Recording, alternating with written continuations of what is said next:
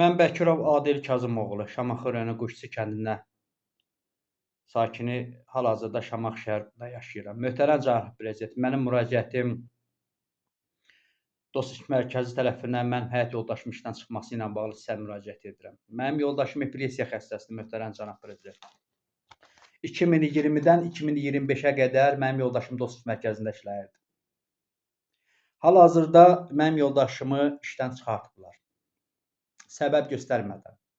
Möhtərəm cənab prezident, Allah canınızı sağ eləsin. Siz bu iş yeri yaratmısınız ki, bizim kimi insanlar işsiz qalmasın.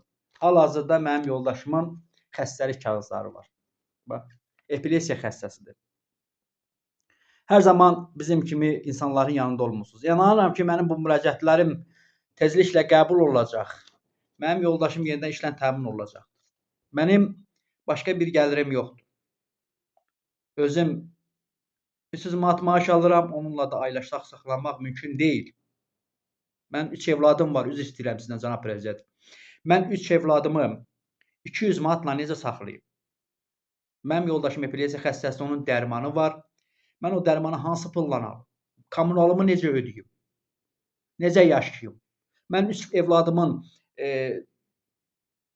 dəftərini necə alım? Məktəblidir 3-ü də. Mən necə dolanım? Kommunalımı necə ödəyim cənab prezident? Mən ərzağımı necə alım məsələn?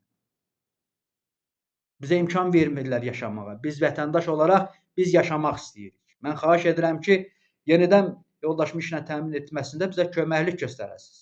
Mənim bir dənə ümid yerimiz odur. Bizim başqa bir yerdən gəlirimiz yoxdur. Mən xahiş edirəm, bizim bu müraciətimiz nəzərə alınsın. Yenidən bizə bir köməklik göstərilsin.